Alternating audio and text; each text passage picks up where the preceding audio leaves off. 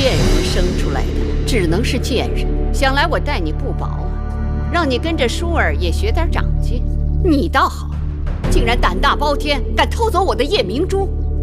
任是金山银山摆在我面前，我都不会动心，更何况什么夜明珠？魏后，万不可借此羞辱我和我娘亲，还敢跟我顶嘴！戴帽，给我掌嘴！是。母后，母后，求你饶了他吧！打！母后，我求你了！戴帽，你先退下。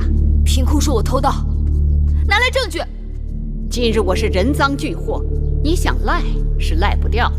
因儿，魏后，昨日午后，婴儿是和侍女灵儿一起看到的。灵儿，说，你都看到了什么？婢子，你到底看到了什么？婢子，来人，把这个贱婢给我拉下去掌嘴！说呀！魏后饶命啊！昨日婢子陪着殷公主站在那儿，看到月公主从正殿前走过去，别的婢子真的不知道了。灵儿眼拙，但本公主眼不拙。月公主分明不仅从正殿走过，还慌慌张张地走进去，又走出。胡言乱语！昨日午后，我与舒公主一起去了后花园的荷花池，回来后从未进过正殿。你说你见我进了正殿，我何时进去，何时出来？出来后又见了何人，去了何处？休要狡辩！夜明珠藏于你房里，证据确凿，我不得不惩前毖后，以正后宫纲纪。论罪，本该赐你一死，但念你是先王之女，暂且关入永巷，明日去衣杖摆，再施月刑。别说砍去芈月双脚，就是碎尸万段，没有偷，就是没有偷。且等明日，我看你的嘴还有多硬。母后，此事定有误会。昨日一整日，月儿确实与舒儿在一起，夜明珠之事与她并无干系。捉贼拿赃，你不要再为他开脱了。我不是为他开脱，我说的是事实。我这么做也是不得已，杀一儆百也是为了你们好，免得你们被这个贱人都给带坏了。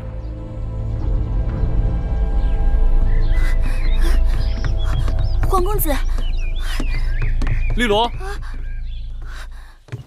何事让你如此慌张？皇公子，月公主不知怎的，竟成了偷夜明珠的贼犯，现已被囚禁起来了。明日就要施月刑，被砍去双脚。舒公主正为此事而着急呢。皇公子，也请你想想办法，救救月公主吧。怎么会有这等事情？她一定是被人陷害了。赶快把事情的经过详细跟我说说。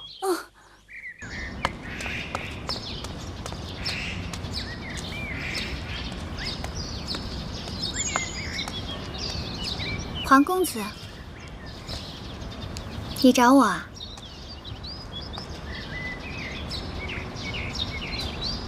看你这人，有话就说嘛。是你拿了夜明珠，是或不是？是又怎样？不是又怎样？你拿了就拿了，为何要栽赃别人呢？怎么？魏后明日就要砍去芈月的双脚，让你心疼了？你也是女儿家，你的心怎么能如此之狠呢？月儿从来没有爱过你的事儿，你为何要这样对她？说起来，事情落到她身上也是碰巧了。不过，她的确爱了我的事儿。月儿爱你何事了？皇公子说过，你自小只喜欢芈月一人，她若从此不再出现了，你是不是就可以去喜欢别人了？殷公主，你把月儿害苦了，我就算是今生不娶，也不会对你有半点情谊。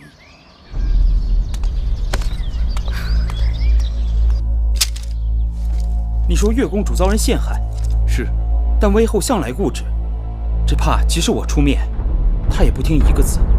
夜明珠是南后的，太子能否说动大王和南后去过问此事？这很难说，不过我可以去试试。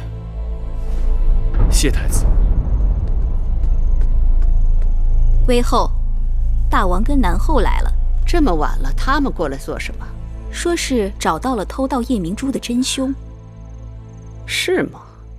米音，大王告诉我，说你亲口向黄公子坦诚，夜明珠是你拿的，因为嫉恨黄公子与芈月亲近，故而栽赃于芈月，可有此事？母后圣明，婴儿自小由母后抚养，待婴儿宛如亲生，该深知我的心性。那栽赃陷害，均为卑鄙小人之作。芈音与芈月无冤无仇，即便再不堪，也不会使出如此下作手段。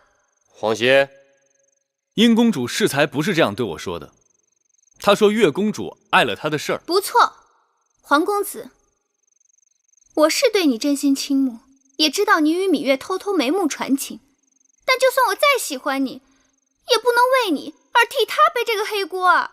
殷公主，你也算是王室血脉，你怎可满嘴胡言，出尔反尔呢？黄公子用不着气急败坏，芈音没有做过的事情，如何承认？你们二人到底孰黑孰白？月公主被人陷害，大王明察。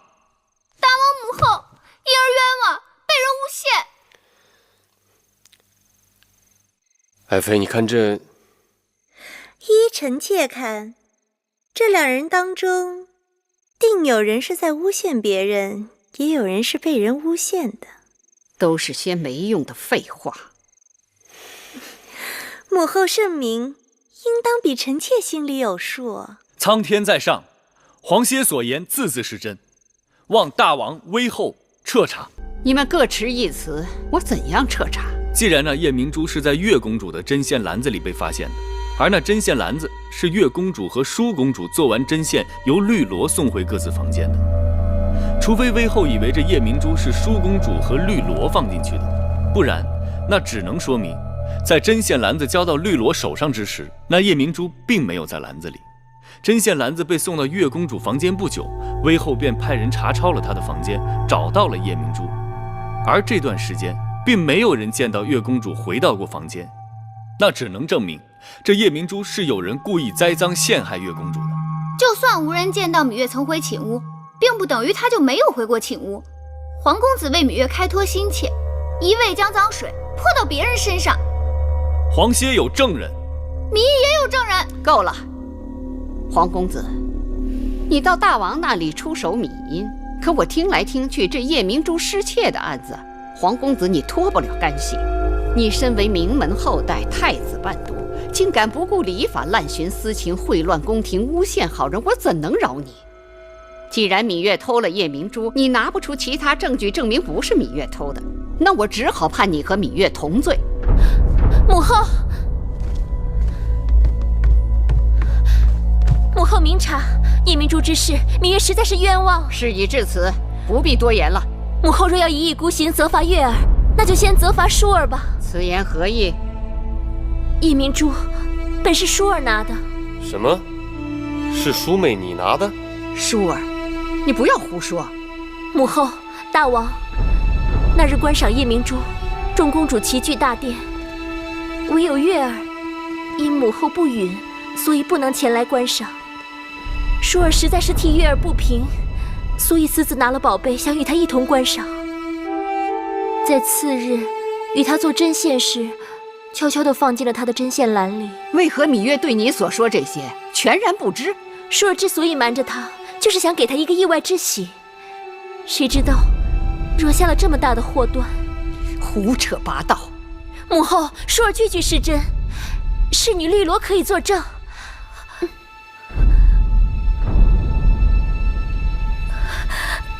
舒公主说的的确都是实情。你们简直都昏了头了！事情总算是水落石出了。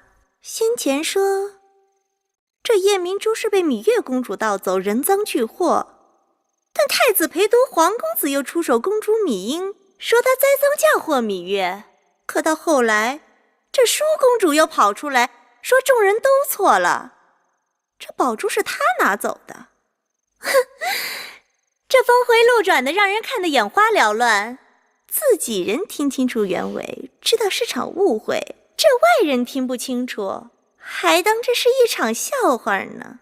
事情没这么简单，这叶明珠失窃的案子里定有其他内情，我一定要查个清楚。一个叶明珠弄得鸡飞狗跳，3个公主搅在是非当中，传出去，众口铄金，不知道有多少难听的闲话等着。大楚国的面子往哪儿搁呀？哎呀，算了吧，这大热天的，搞得人人都着急上火。叶明珠，臣妾不要了，就当是孝敬母后。依臣妾看，此事也不必再追究下去，和气致祥嘛。爱妃说得好，和气致祥。母后，依寡人之见，此事就此作罢吧。谢谢舒姐姐救我，玉儿此生无以回报。你我说这话就生分了，只要你平安无事就好。可我就是不明白，我在宫中无权无势，并不招惹是非，怎么就成了有些人的眼中钉了？为何要处心积虑来害我？在那种情形下，母后肯定是真假难辨，气急之下听了小人之言，才险些酿成大错。但众人都愿替妹妹出头，可见妹妹的清白一望而知。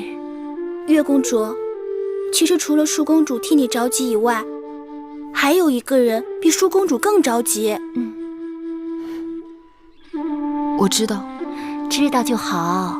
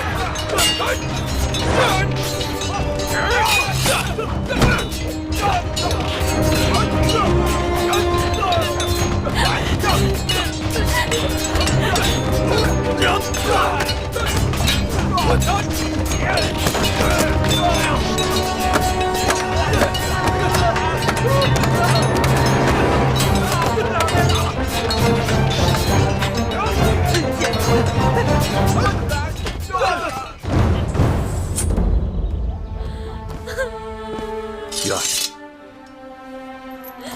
咱们杀了廷尉右丞，在这继承也算是捅破了天。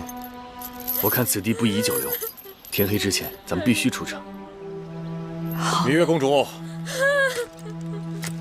别来无恙。义渠君，你是怎么突然到了燕国？我听说你在燕国受人欺辱，我就立刻带着兄弟们过来了。没想到来晚了，让你受惊了。义渠君豪侠仗义，扶危救困。今日若没有你们相助，我等定会身陷桎梏，备受凌辱。你我之间用不着客套。义渠君急公好义，请受皇歇一拜。黄公子，你不是死了吗？哦，死而复生。今日一见，黄公子也算是英雄好汉。糜夫人，今日闯下如此大祸，都是老身的错。婆婆不要责怪自己，那些贼人一心害人，剑却张罗。婆婆心善，免不了会中了他们的奸计。眼下朝廷马上会派人追捕我们，婆婆只好随我们一起出城，那才是上策。糜夫人，你们还是赶紧逃命吧。我在乡下有亲戚，我可以去躲一躲。就是珍嫂太可怜了。珍嫂，你醒醒！珍嫂，你醒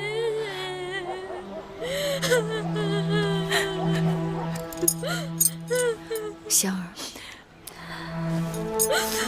把这些给邻里乡亲，请他们好生发送真嫂。是，继儿。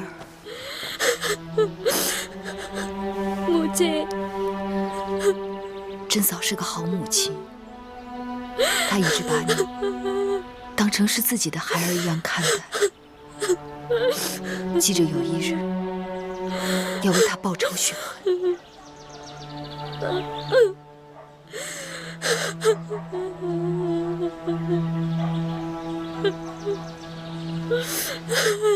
真是废物！你们带了那么多人马去，竟捉不住几个妇人，一个顽童。夫人应该知道，西市乃乌合之众云集之地，闵夫人凶蛮，又有楚人黄歇帮阵，后来又跳出来许多胡人，所以我……怎么胡人会搅和进去？小人也觉得奇怪，但是听他们的口音，看他们的做派，确实是胡人，绝对不会错。好个芈月，竟敢勾结胡人，聚众滋事，擅杀朝廷命官，光这些罪状，足够他掉好几次脑袋的。原先只是按照夫人的计谋，给他们安一个鼠头狗刀的罪名，当众着实羞辱一番，然后再把他们收到狱中慢慢折磨。可是谁成想，人没抓到，倒是把廷尉右丞的性命给搭进去了。死得好，你们大人死得其所，他用性命成全了那个贱人。夫人的意思是？我一直想寻求个一刀致命的法子，收拾那个贱人，但国相爷手上不肯染血。这下好了，那贱人犯了燕国刑律，砍头都太轻了，理当车裂之刑处，还有凿顶、抽泪、刨落、挖心。夫人，芈月跟公子季在蓟城犯了事儿，杀了人，必定会尽快想办法逃出城外。夫人，要抢在他们前面啊！对，你们快去！国相爷不在，蓟城出了这等大案，通知守城官兵立即关闭城门，全城搜捕人犯。是。关城门，快！快！关城门！关城门！快！不许任何人进入！拉住他们！拉住他们！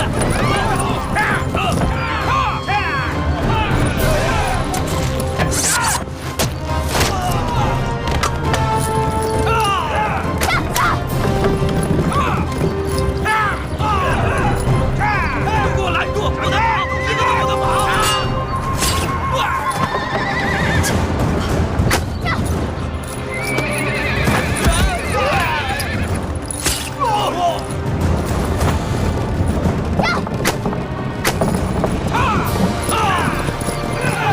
别让他们跑了！快给我追呀！追呀！给我追回来！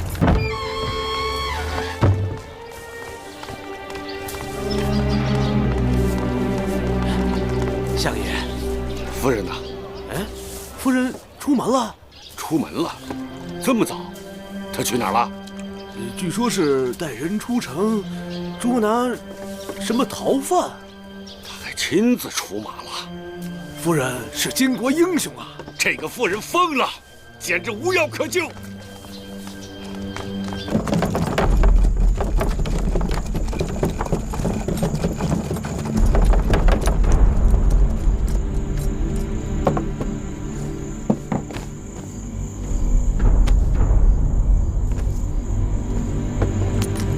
夫人，找到秦国逃犯的行踪没有？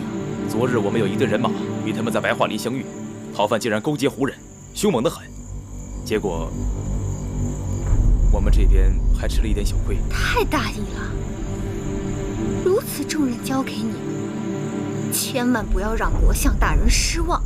夫人请放心，田将军那边已经做好了妥善安排，明日保证他们一个都逃不掉。下去吧。是。接连几日车马劳顿，骨头都快颠散了。明日总算要有结果。我们进去吧。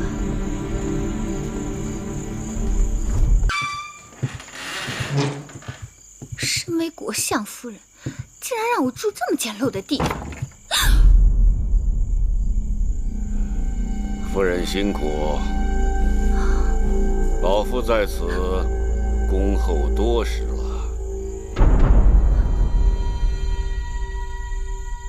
相爷，你怎么会在这儿？夫人奇怪是从哪里冒出我这个糟老头子，而且怎么还赶在了你的前头？夫君真会打趣。我和你一样车马劳顿，只不过我这把老骨头比你结实，每日可以多跑几十里路。灵儿，没看到相爷都累坏了，还不快去备饭烹茶？是。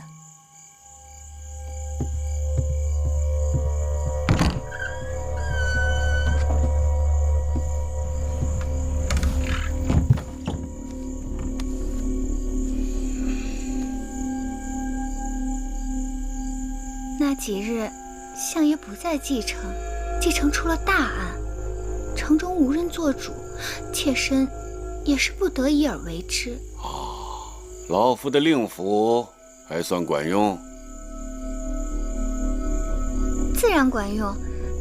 当时妾身情急，只好借用了夫君的权柄。既然相爷赶到，想来大局一定可以稳住。哼！为了抓这个秦国质子，田将军调动燕国大军部署在齐燕边境。你可知道，动用大军之前，若不得到燕王和义后的首肯，是僭越犯上之大罪。哼！看来老夫这国相的位子，怕是要坐不长久啦。在这燕国，相爷何曾怕过谁人？哎，别自作聪明了。如果老夫没有猜错的话，此刻那燕王和义后的人马就该在不远处盯着我们呢。老夫的一举一动，都在他们的眼界之中。妾身不知做错了什么，还望夫君明示。擅自弄权，公报私仇，借刀杀人，欲加之罪，何患无辞？真是天大的冤枉！住嘴！从今以后，不许你离开我身边一步。若敢撒野，打断你的腿！哼！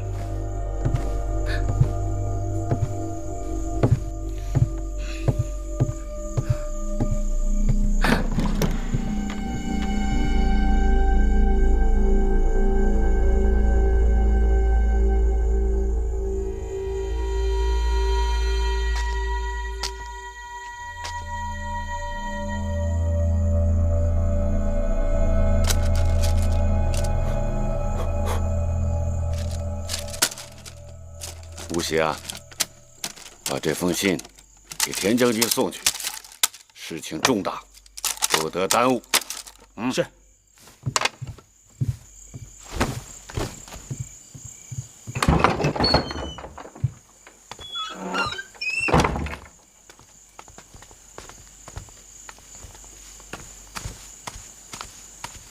吴邪，吴邪。啊，夫人。这么晚了，又要出门啊？啊，是我这是给国相大人去送信。啊，还没用晚膳吧？厨房里有现成的糕饼和汤水，吃了再上路吧。这东西我替你拿着，快去厨房吧，免得耽搁。谢夫人。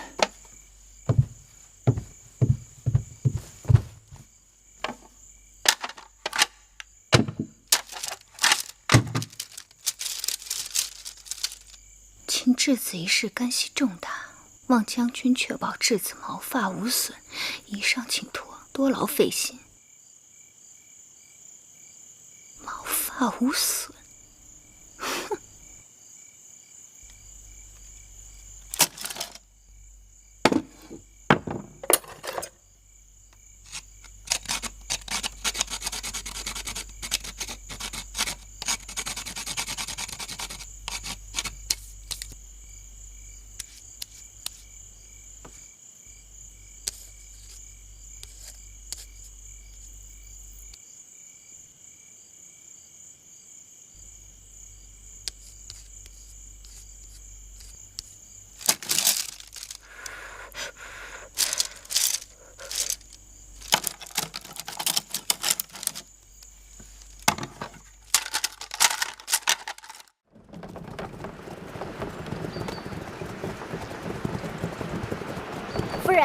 咱们快到齐国了吧？快了，过了前面那道山梁就到了。可算要到了，到了齐国就好了。到了齐国，就没人敢欺负咱们了。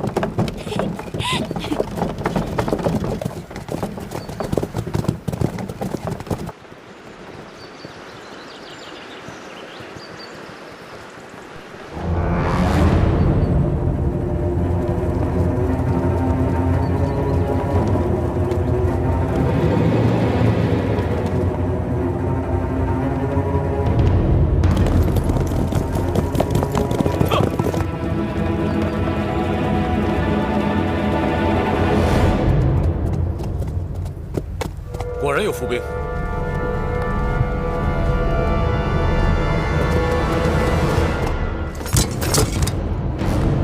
他们已经早有准备。香，把缰绳给我。我们怎么办？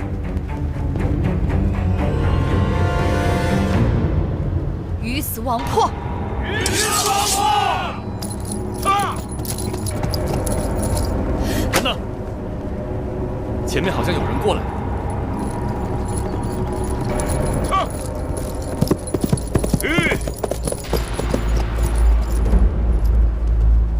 糜夫人，末将奉国相之命，在此等候夫人多时。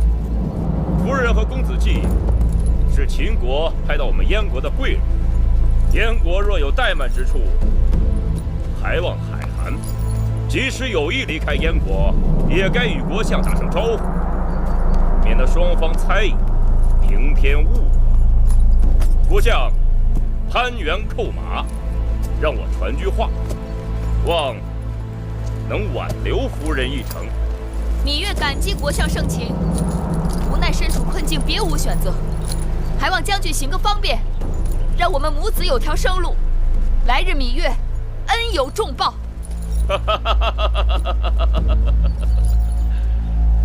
身为质子，暗中逃亡那是大罪啊！末将也是为了夫人着想。夫人要去齐国，可这边界已被大军守得密不透风。此刻飞蛾投火，不如带着公子束手就擒。田将军何苦将话说得太满？那芈月只好敬谢不敏。义渠君，看你的了。有本事放马过来！不怕妈妈的废话，不怕闪了舌头。撤！岳公主，看来只能跟他们来硬的了。这样，我带人打前阵，杀出一条路来。皇公子跟岳公主的马车在中间，回，你断后，冲过去再说。是。我们是秦国质子，继而是义后的弟弟，他们对我们下手会有所顾忌，还是让我的车马冲在前头。义渠君，你来保护子燮和继儿，虎威将军断后。月儿不可，刀剑无情，他们若是伤了你，他们若伤了我，你更要保证，不能让他们伤到继儿。母亲，好了，岳公主说的有道理。就按岳公主说的做，我跟岳公主打前阵，其他人跟在我们后面。这样不妥，就照义渠君说的做。子燮，拜托。义渠君，月儿若是有半点差池，不用你操心。你，香儿、慧儿，你们怕不怕？自然不怕，我们自然不怕。好样的！果然是我的女人。谁是你？今日不是，以后一定是。这大王不好，又有追兵来了。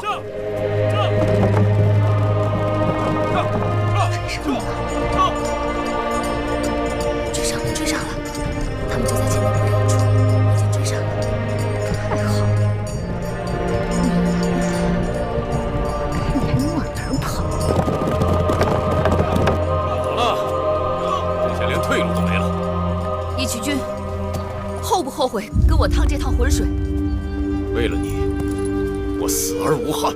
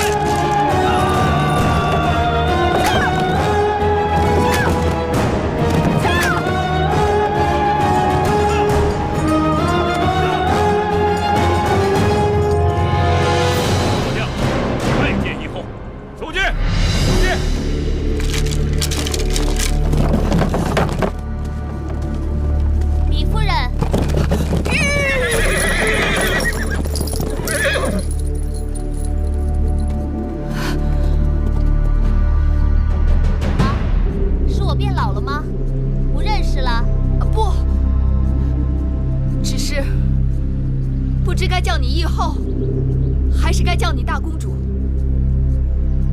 还是叫我大公主吧。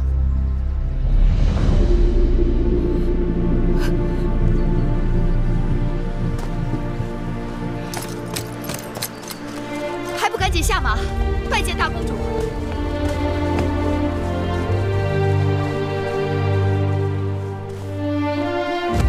义后，侄儿拜见大姐姐。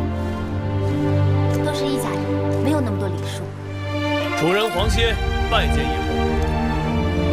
皇公子人中龙凤，果然名不虚传。快起来！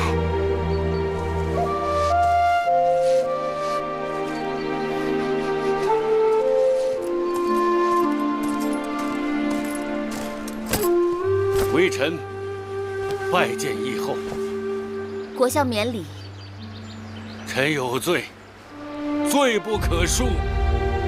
幸亏你昨日连夜派人送信，让我知晓内情，难得国相费心。李夫人福慧双修啊，虽然遇险，却大难不死，否则郭某百死莫赎啊！快起来吧。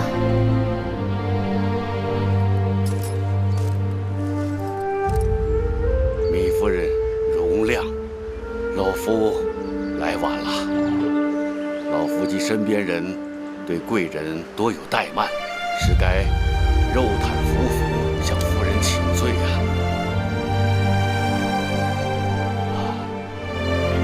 米夫人打算离开燕国，但你与义后多年不见，必要共话旧情。不如随老夫暂回边城驿站住上一夜，明日义后略备薄酒，与夫人叙旧，然后再走不迟啊！走与不走，留与不留，全凭你自己做主。既然如此，那就恭敬不如从命。微臣引咎自责呀！这秦质子之乱的起因还在微臣身上。回到蓟城，微臣会自行向大王请罪的。我知道，当初国相本意也是为燕国打算。尽管义后宽宏大量，微臣仍接悔无及呀。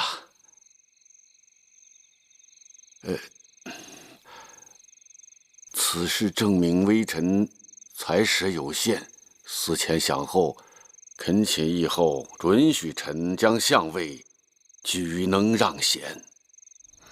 国相高风亮节，但只怕没有合适人选。这关于国相的人选嘛，臣已有思量。苏子、苏秦文韬武略，运筹帷幄，该能胜任。若能这样，自然很好。待我回去与大王商量了之后，再做定夺。再有关于米夫人和公子季，米夫人母子在燕国受尽挫折困顿，我自当竭力安抚。只是眼下有天赐良机，以后万万不可错过呀！有何良机？以后是否记得当年燕国大乱，那秦赵两国曾借送义后和大王归国为名，要了我们多少好处吗？记忆犹新。眼下秦国正面临楚魏之争。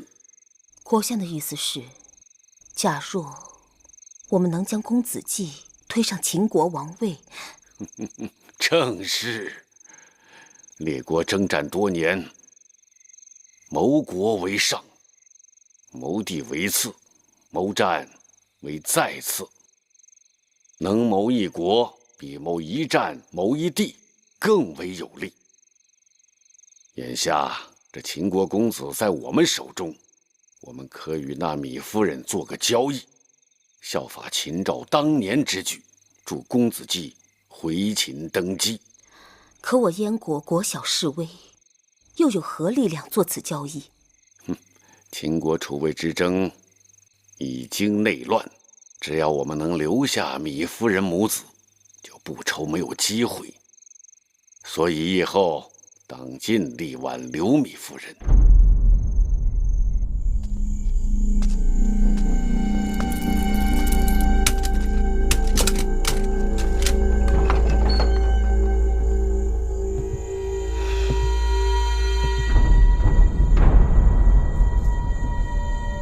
夫人，谁是你夫人？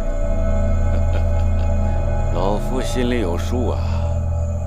我若做着国相1天，你便是我夫人；我若不是国相，那可就难说了。你若是我夫君，就该替我出头。正因为我是你夫君，我才把你锁在这屋子里。幸亏廷尉右丞死了，继承西市暴乱的罪责都可以推到他一个人身上，而不追究你。我又没做什么，不怕你追究。别自以为是了。你昨日在老夫的书简上做了手脚，老夫心里明镜一般。幸亏老夫早有提防。原来是你，原来是你坏了我的好事。趁着我还是国相，好自为之吧。哼！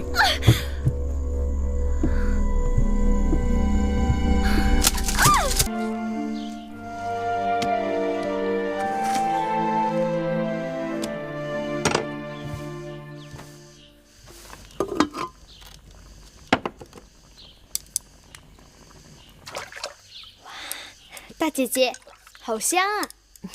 这是川飞龙肉，据说只有辽东才有，别处难得一见。飞龙是什么东西？飞龙是一种珍稀的鸟禽，肉质滑嫩，味鲜醇，用它烹制汤水清澈，味极鲜美。这炎炎夏日吃一碗热的汤水，虽大汗淋漓，却能解暑降温，以热制热。继儿说的没错，以热制热也是养生之道。今日的厨人是我从当地请过来的，据说这飞龙非得如此清汤烫熟，否则便会失味。果然难得。前番你跟继儿在燕国受了很多苦，都怪我没能及时相助。昨日若无你及时赶到，哪能保我和继儿平安？但令人意外的是，郭国相也突然对我们母子改变了想法。但无论怎样，我都要谢你。你不知晓国相为人，他向来多变，只有对燕国利益权衡恒久不变。有些事情也不能全怪他。这么说，这次国相变了，也与燕国利益有关？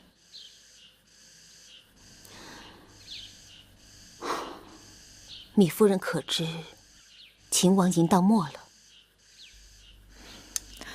昨日听说了，堂堂一国之君亲自举鼎，他以为自己是天生神力，无所不能吗？这老鸭汤的料都备好了吗？拿点白菜来，在那边呢。照您的吩咐，老鸭已经洗净，莲藕和红枣也备上了。把那老鸭、莲藕和红枣同时下锅，小火要炖2个时辰。哦，知道了。拜见大人，请问大人有何吩咐？忙去吧。是。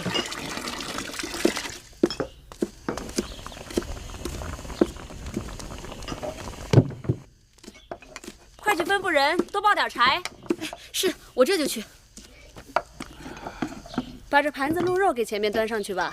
啊，好的。哎，看看锅里的肉糜熬烂了吗？早烂了，可以熄火了。哦，我先把那酸梅汤给贵人们送过去。大人，站住！你这碗里所盛何物？给叶后和贵人熬制的酸梅汤。酸梅汤？啊，大人。你是本地人？啊，奴婢是本地人。你的烹饪手艺肯定不坏呀。哦，奴婢家里头祖传秘制酸梅汤，这边的小城人人皆知。这酸梅汤不过是用乌梅、山楂做原料，再加蜂蜜调味。哎，你的酸梅汤难道有何特殊之处啊？哦，奴婢的酸梅汤里啊，再加五味子、大枣、薄荷叶这些辅料，味道的确不一般。果然是秘制，想必这等手艺的报酬价格不菲啊。官爷打趣，只是糊口罢了，哪里说得上不菲二字？你这话不真，你头上这只金簪子绝不是普通人家的物件，手工如此精致，看着像是宫里头的东西。那是奴婢婆婆给的，算不上稀罕玩意儿。官爷若无他事，奴婢暂且告退，前面还等着奴婢伺候。这盛夏之日，你这般辛苦，不如喝碗酸梅汤再走。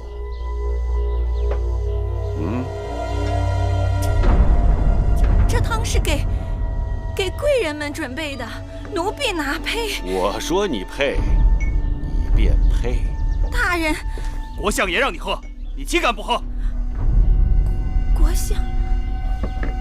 相爷，喝吧。你说过，这秘制的酸梅汤味道不一般。你是在这儿喝呀，还是到大牢里喝？国相爷，国相爷饶命啊！国相爷，国相爷饶命！国相爷，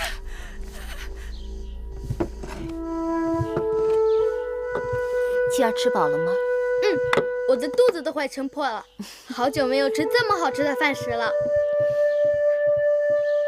大姐姐，我都出汗了，这就是所谓的以热制热，对吗？母亲，我可以出去吹吹风吗？去吧，别跑远了。知道了。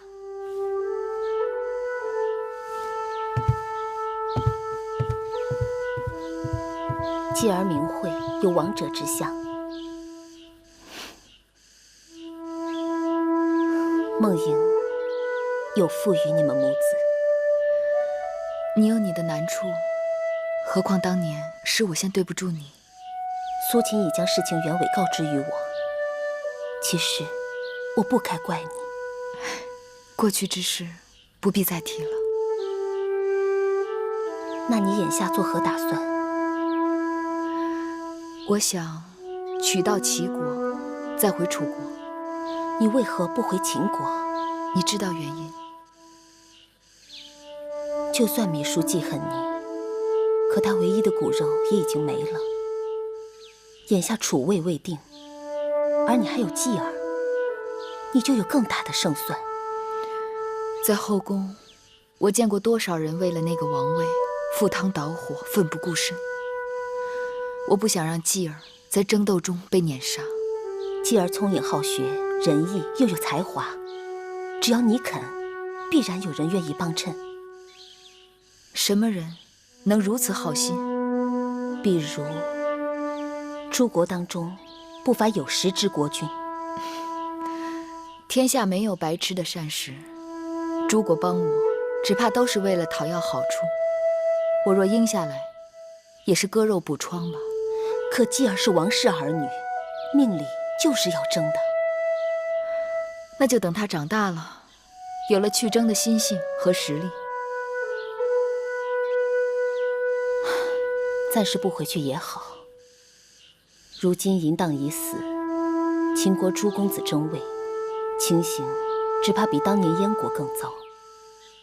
想来会后芈姝此时在意的，一定是如何保住母后的位子，不会再有心为难于你。你不如先在燕国安顿下来，我让大王赐你们母子一块封地，你可把楚国、秦国的亲人都接过来。继儿还小，你可在燕国安心抚养他长大成人，招揽谋臣死士，以待将来，如何？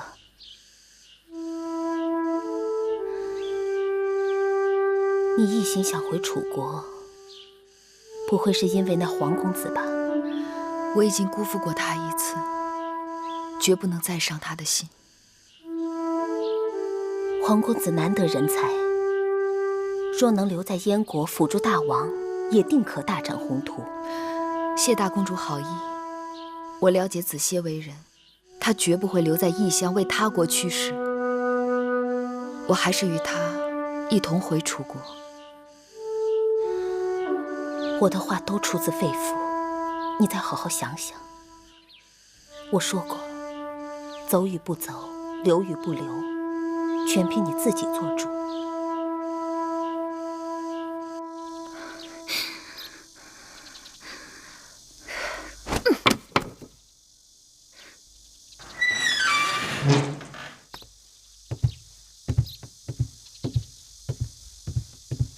夫人，天气炎热，厨房给夫人送来了冰镇的酸梅汤，以解暑气。放在那儿吧。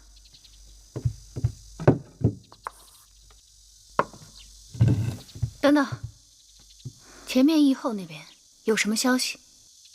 议后，今日议后，不是安排酒水盛宴，宴请那些贵人吗？前头不归婢子照应，婢子不清楚。滚！快滚！这里都是些什么人？一问三不知。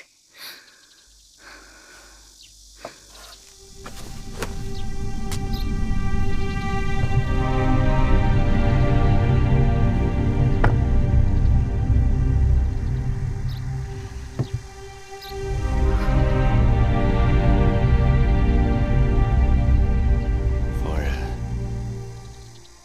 酸梅汤味道如何呀？这等穷乡僻壤之地，哪有什么好喝的酸梅汤？但对夫人来说，无论好坏，一口就够了。你什么意思啊？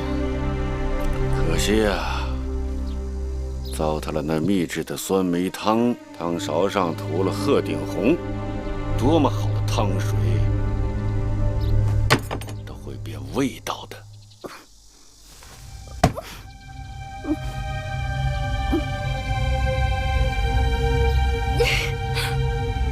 你这个老不死的，你竟敢毒害我！米音，你胆大妄为！你用那鹤顶红，不仅要害芈月母子，还要取义后的性命。我要是不下手，这燕国就要毁在你的手里。你怎么知道有人出卖了我？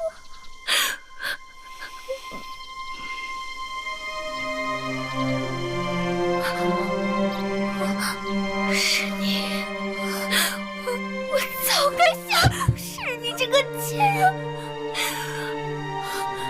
别怪罪他人，沉水入火，自寻死路，凭谁也拦不住。你是我夫君，为何不与我戮力同行？不错，是你的夫君，但我更是燕国的国相，不能为了你与燕国为敌。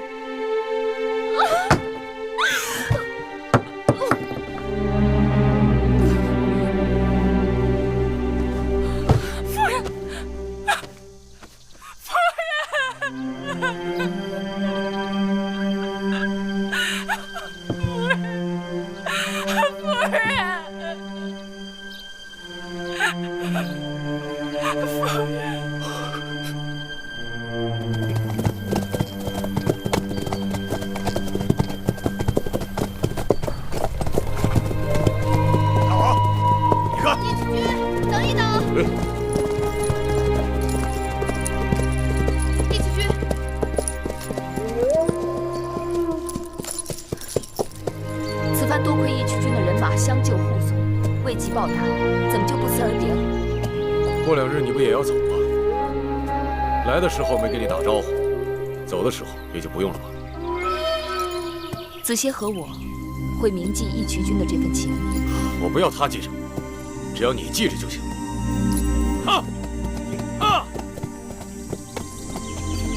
夫人，以后有用得着我们大王的地方就来找我们。多谢。谢什么？那说明你心里有我们大王。哎，夫人不要多心啊。咸阳城东市有个姓梁的皮毛商贾，他是我们的人，如果有事可以找他传话。哈，哈。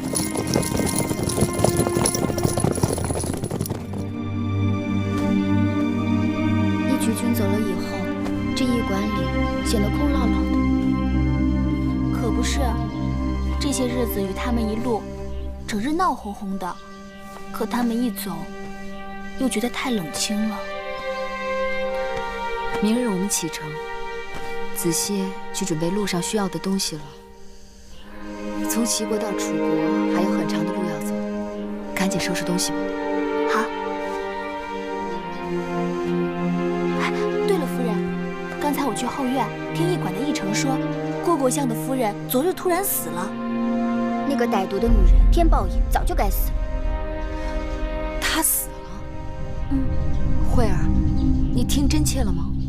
慧儿听得真真的，说她是得了什么急症，郭国相好伤心呢，已经向大公主禀报，回去办理丧事了。母亲，你怎么了？那个女人蛇蝎心肠，把我们害得好惨。她是罪有应得，可你知道吗？她也姓米，也是楚国人。她是母亲同父异母的姐姐。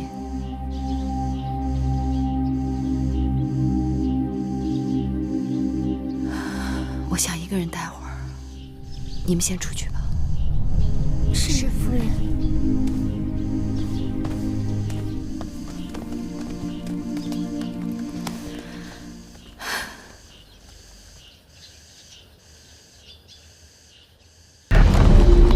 杜将军，这次你亲自把芈月押送进咸阳城，会后定有重赏吧？会后待下人一向慷慨啊！当日我将芈月押至燕国做质子，回到咸阳以后就赐我个郡位，银印清寿，制比2000担。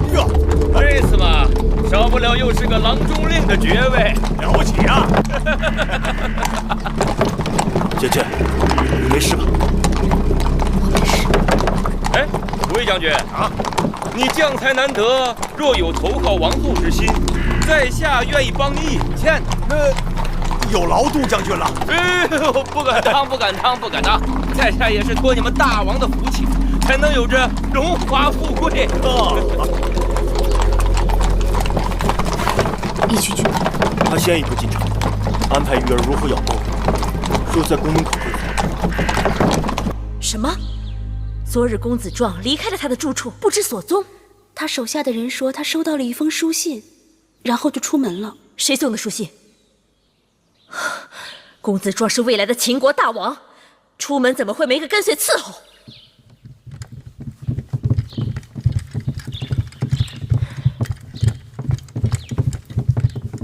会后，甘相来了。会后，免礼。甘相，我刚刚听说魏夫人和武王后已经答应与我们联手，并说他们有一份大礼要送我。甘相看此事，此事来得突兀。那武王后没有几日就要临产，他们一直想借婴儿一步登位，怎么骤然改变了主意？会不会是他们听说芈月在我手里，公子壮登基已成定局，顺水推舟？也有道理。会后擒住了芈月，魏夫人和武王后主动归附，这算得上是双喜临门呐。那个义渠君此刻在何处？啊，在大殿外等候。宣他进殿。啊，慢。会后，想那戎狄野人，哪懂一点礼仪规矩？必须调些禁军进殿，以防万一。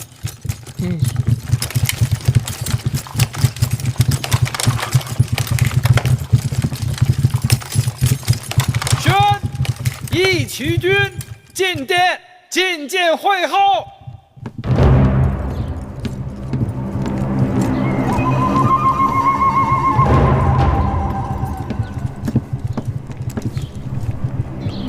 会后必多礼。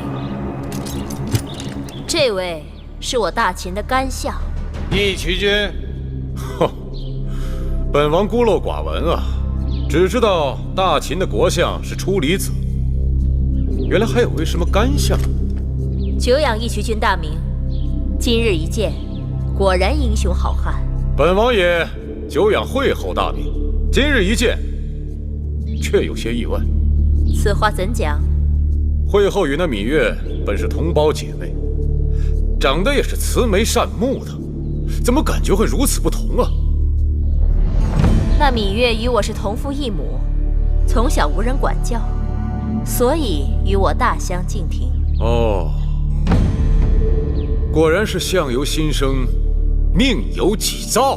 义渠君说得好，我已为义渠君准备好了粮食，还有金和绢，就由义渠君带人去王库直接提取。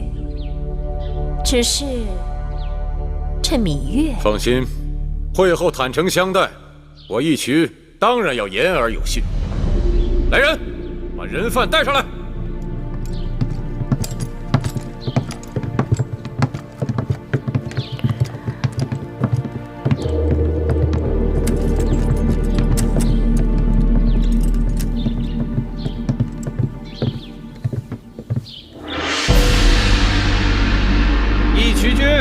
这芈月乃我大秦朝廷重犯，却身无镣铐束缚。你们义渠人对待人犯，是不是太过优渥了？那要看他身价如何。如今的芈月，那可是价值连城啊！哈哈哈哈哈哈！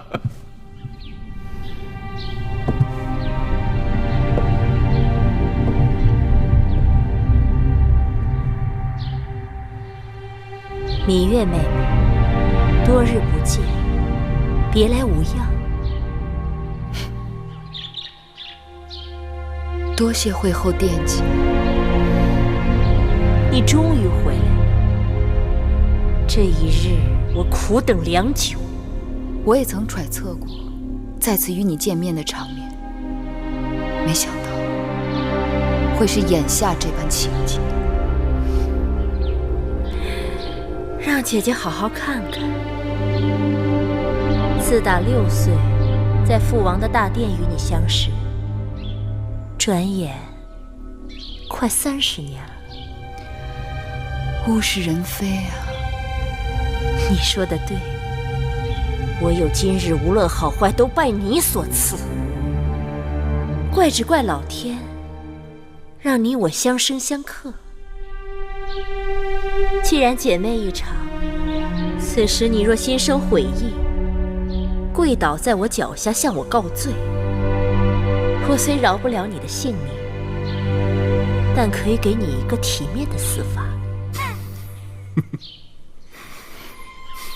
你就算杀了我，你仍然掌控不了大秦的天下。你别拿先王的遗诏吓人。我已调查许久，若真有那遗诏，早就出头露面，有迹可循。我也曾想过，或许遗诏在你那儿，那就更好了。只要你死了，那遗诏就会跟着你灰飞烟灭，销声匿迹。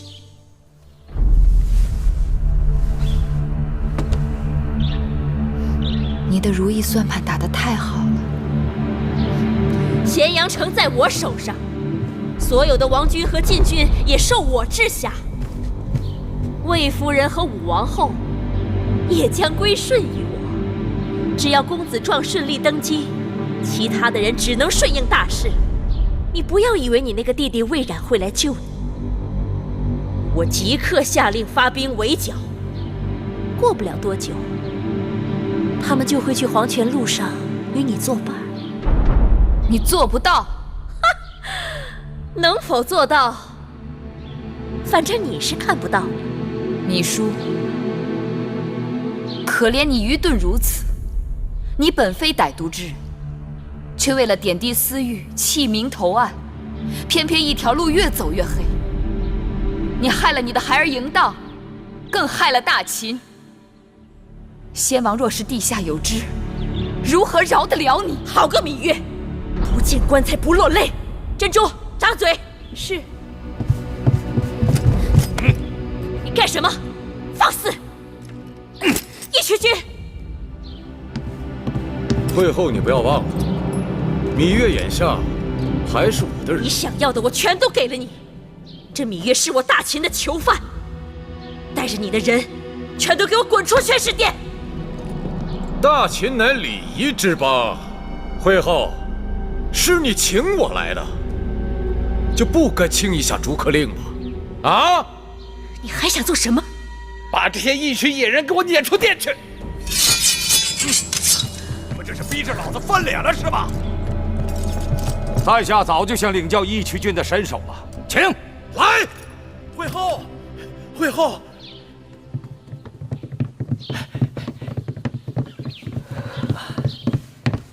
武王后和魏夫人给会后送的大礼到了。他们送的什么？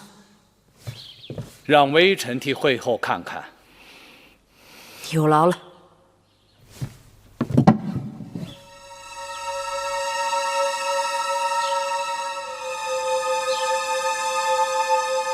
遗物？谁的遗物？这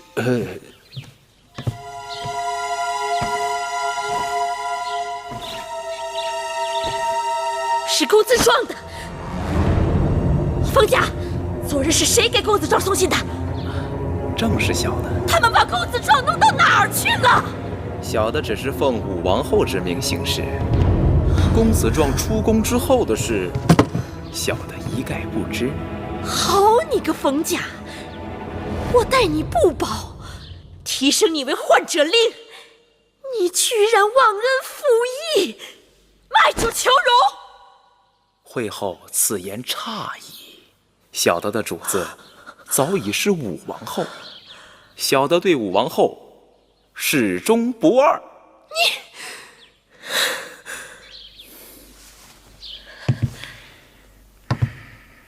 大监冯甲，恭迎武王后魏夫人进殿。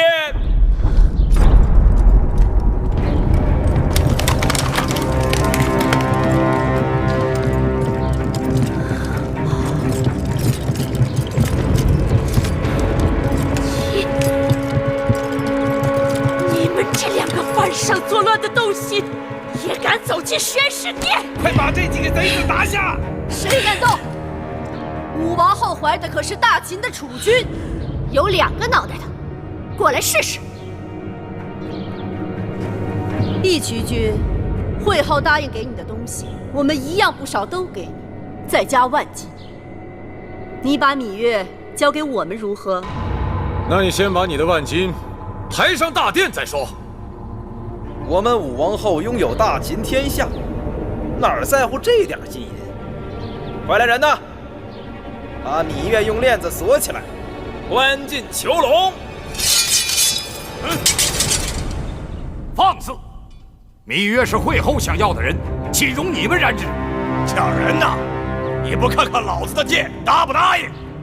至于会后，武王后马上就要生下武王的子嗣，你也该交权了。只要我还活着，你想都不要想。会后，没法子。会后，再过几日，这宣誓殿就有新王了。哎呦！殿下，魏夫人，还等什么？即刻叫人抓起这些妖言惑众、企图篡位之徒！丹相，识时务者为俊杰。新王即将登基，武王后对每一位老臣都寄予厚望。你们把会后请回交房殿，这宣誓殿也让他做得太久了。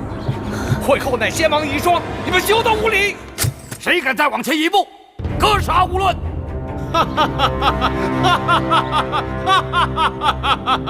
虎卫在，咱们也该动手了。好啊！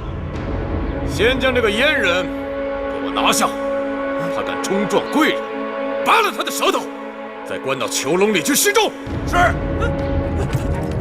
王后，魏夫人，就是叫上！打狗还得看主人呢。哦，这狗还有主人呢。好啊，我倒要看看谁是它的主人。站出来，我连它主人一起打。嘿嘿，过来吧，王后，魏夫人。好，王后，你区区仗义直言，我定会有所回报。不必了。楚离子，进来吧。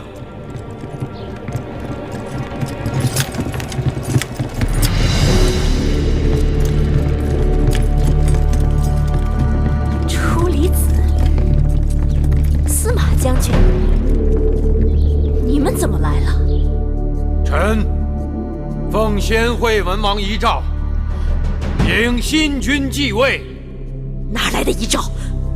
哪来的遗诏？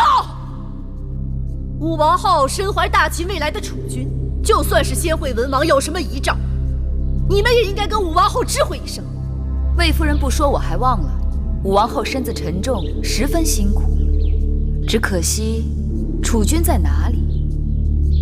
难道你们还要继续耍这骗人的把戏吗？你说什么？我说什么？我说什么？你们应当心里明白。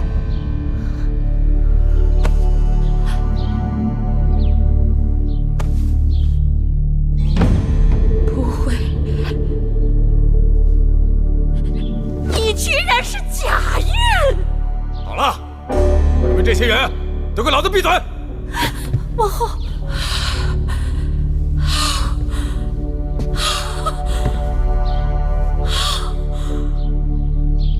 糜夫人，请吧。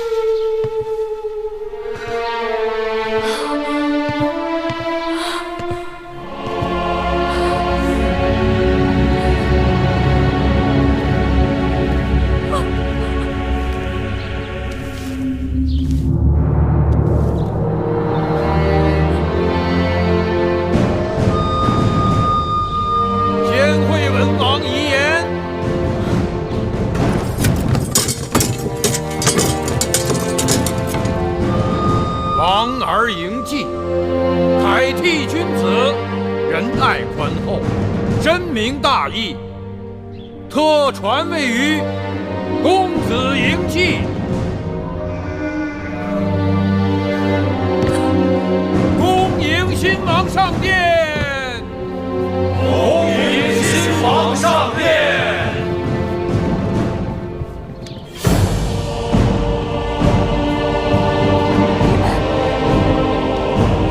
你们背着我捣鬼！你们疯了！啊！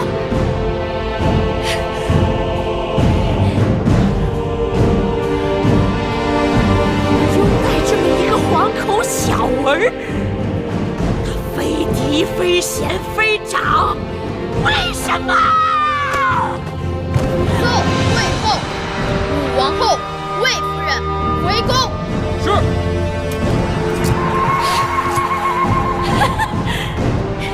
你们都睁眼看看他，他凭什么为王？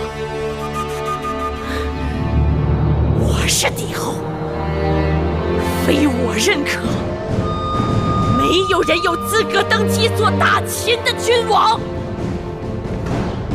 我等受先惠文王遗诏，拥戴公子继继位为王。甘香，你呢？说话呀！徽后，大势已去，您还是回交房殿吧。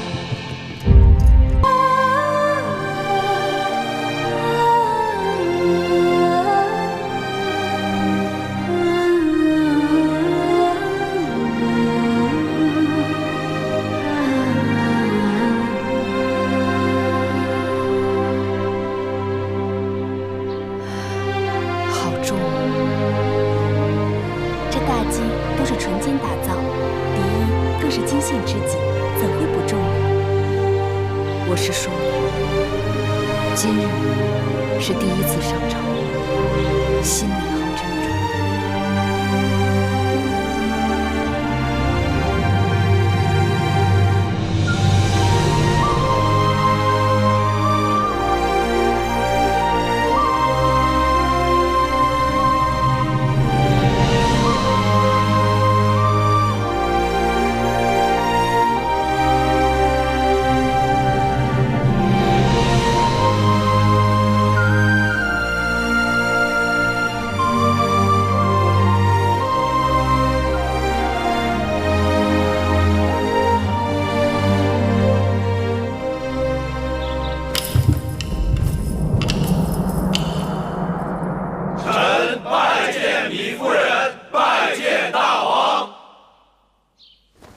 诸卿免礼。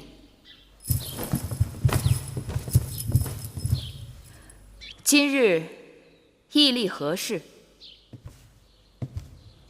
臣处理急有奏。准。先武王当在洛阳宾天，子贡已经运回咸阳，因朝廷内乱，迟迟未曾落葬。既然武王当的灵柩已经回到咸阳，当葬入王陵。是。会后所言极是。干相，你说什么？微臣说会后英明。芈月糊涂了。干相先前一直尊芈姝为惠后，何以又尊我为惠后？芈姝失德，当废尊位。如今大王正位，当尊您为正位，为母后，复先王氏为惠文后。芈月最恨人云亦云。既然惠后之称已被占用，那芈月懒得去争抢，还是免了吧。我们做臣子的，总得给大王之母后一个尊位。尊不尊在心里，不在嘴上。臣以为，芈姝以惠文后身份行令数年，未免混淆，当为芈夫人另拟一尊号。臣赞同雍大人之言。臣也赞同。这雍大夫之言的确有道理，臣也赞同。既如此，不知诸卿拟何尊号？武王以君王之尊而效匹夫之举，因之殒命，令得秦国大乱。此乃芈姝教子无方，有失母德。想当年周武王英年而逝，一下成王年幼，幸得母后王姜辅佐，匡正王道，从而成就周氏江山数百年，至今不灭。周氏三母称太任、太姒、太姜，臣以为当以太字为尊号，称太后。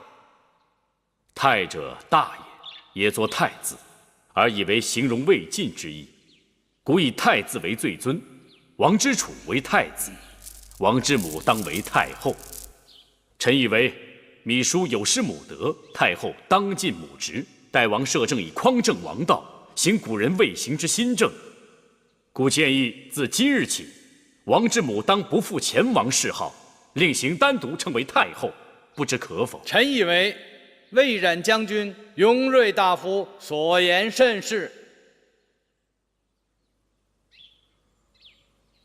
初离子以为如何？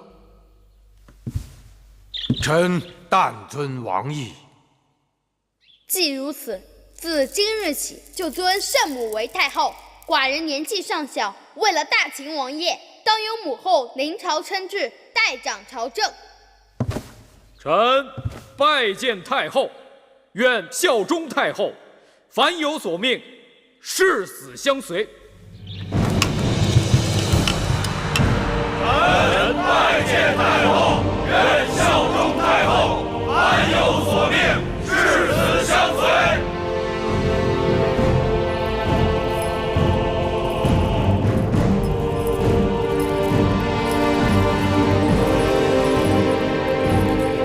芈月愿与众卿携手，我大秦王爷！兴我大秦王爷！兴我大秦王爷！公元前306年，在魏冉和初里吉等人的支持下，秦昭王嬴稷登基。因其年幼，其母芈月听政。自此开端，中国历史上有了第一个太后。芈月开始了长达41年的执政生涯，史称宣太后。